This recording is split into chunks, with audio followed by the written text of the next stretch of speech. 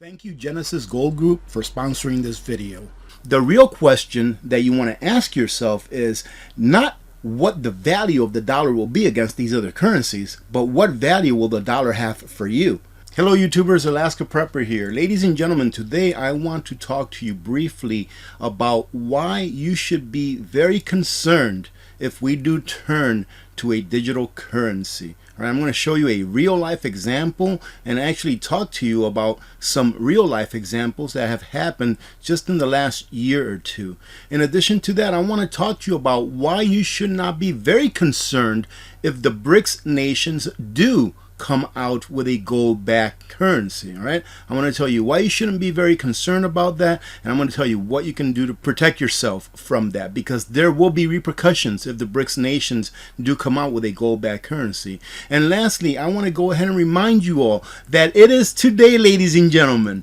I messed up yesterday when I did the live stream that was supposed to be today. When I programmed it on YouTube and on StreamYard, I forgot to change the date to today. So that is why yesterday it popped up, and I got several emails and several phone calls and texts from people that have my contact information telling me, hey, do you know that you're live right now? And I'm like, no, it's supposed to be tomorrow, meaning today. So today at 3:30 p.m. Alaska time. I made it a little bit earlier because I do have an engagement to get to later on this evening. So today at 3:30 p.m. Alaska time, we will be having Alaska Prepper Prime Day. For those of you that don't know what that is going to be just about an hour and a half of me just giving stuff away. Giving stuff away that our awesome sponsors donated to the channel so that they can send it directly to you. And all you have to do is just be there during the live stream, participate in the chats, and then the winners will be drawn randomly.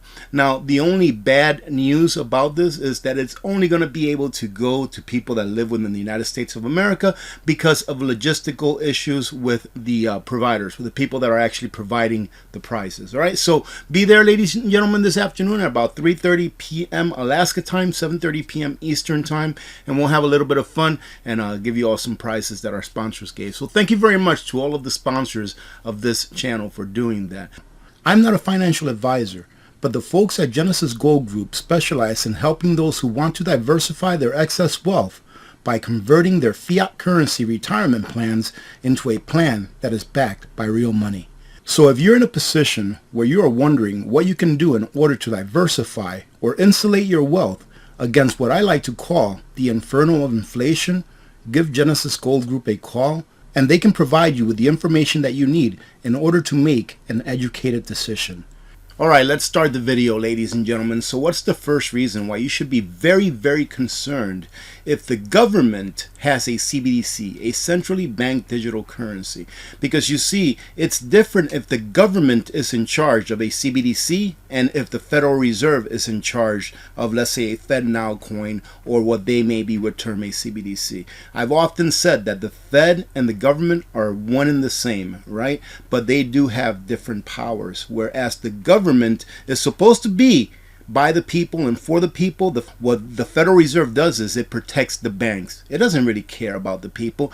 Do you think that the Federal Reserve really cares about the people right now when they're out there saying that, yes, we have to raise interest rates and we know that a lot of people are going to lose their jobs. We know that there's going to be a lot of bankruptcies. We know that a lot of people won't be able to afford homes because of the interest rates. Now, is it right to bring interest rates up or bring interest rates down? Absolutely not.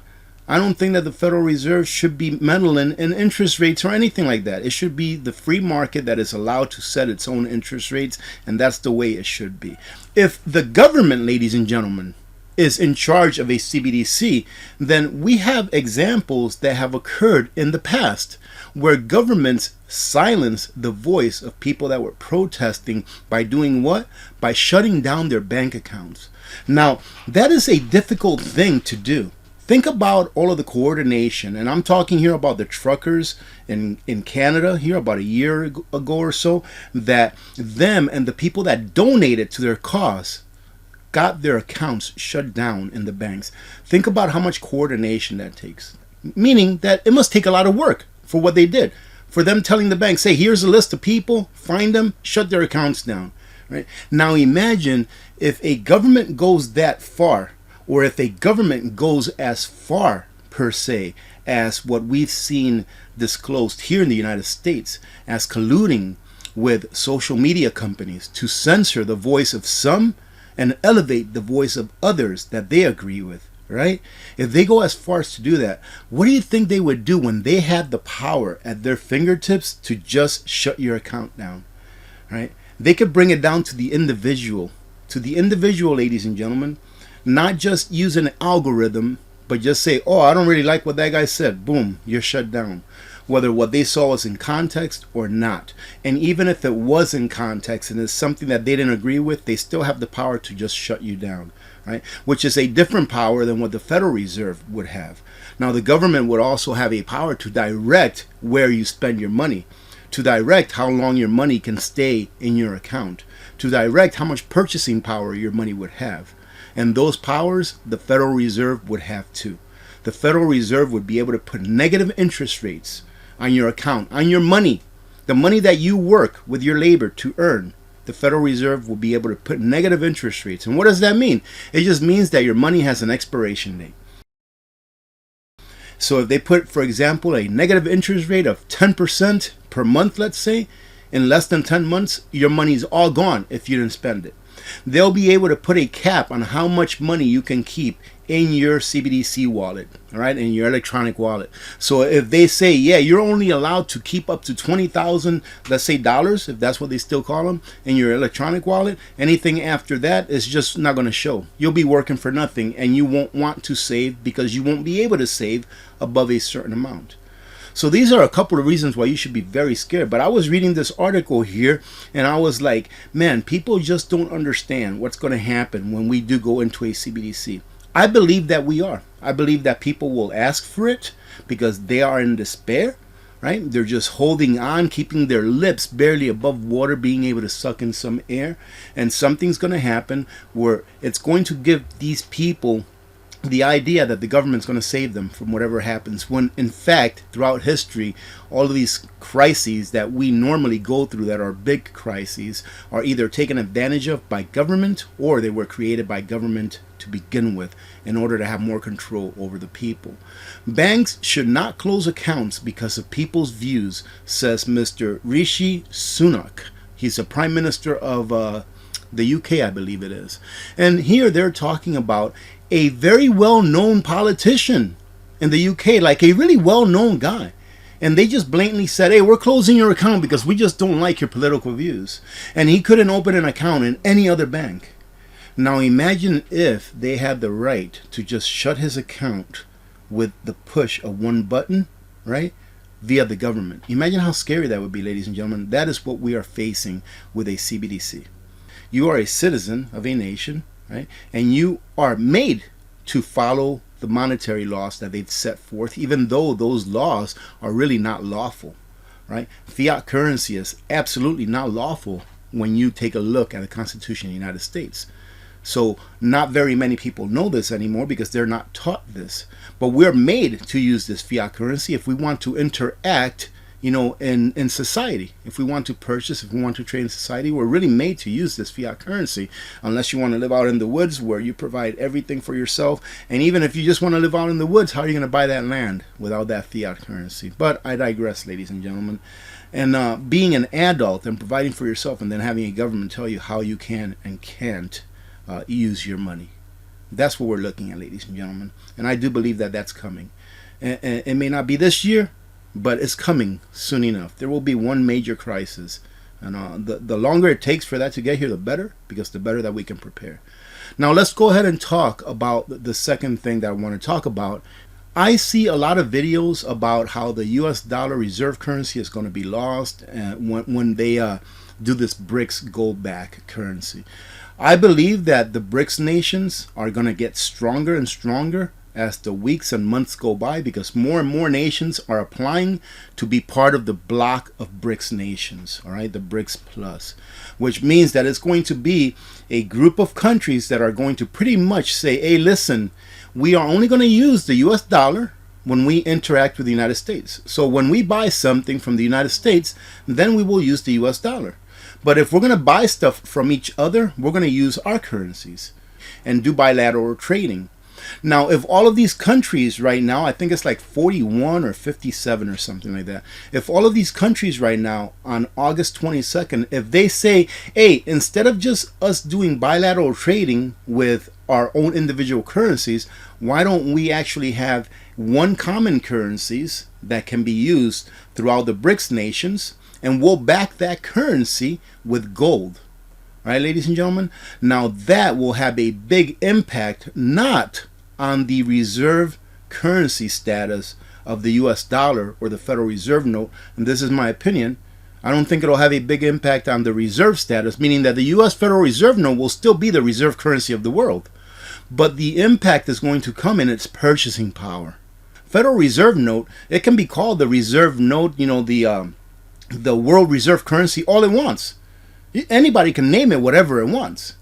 But the fact of the matter is what will the purchasing power of that Federal Reserve note be when the world realizes that half, if not more than half of the world has decided to only use the dollar when they need to use the dollar to do trade with the United States of America? And what is that going to do to the value of the dollar? All right. Now, the value of the dollar during times of crises usually seems to go up, but up against what currencies? It usually goes up against other currencies that it's valued against, like the yuan, the yen, the pound. All right. And I forget, there's one or two more that I always forget which ones they are. But the real question that you want to ask yourself is not what the value of the dollar will be against these other currencies, but what value will the dollar have for you? What will you be able to purchase with that dollar? All right, because here the dollar for the last couple of years has actually been pretty high. We've seen it get as high as, I think, like 120. I think it's the highest I've seen it go in the last couple of years or so. But the price of food is still going up. The price of gas has been going up. It hasn't gone back down. The price of everything has been going up with a strong dollar.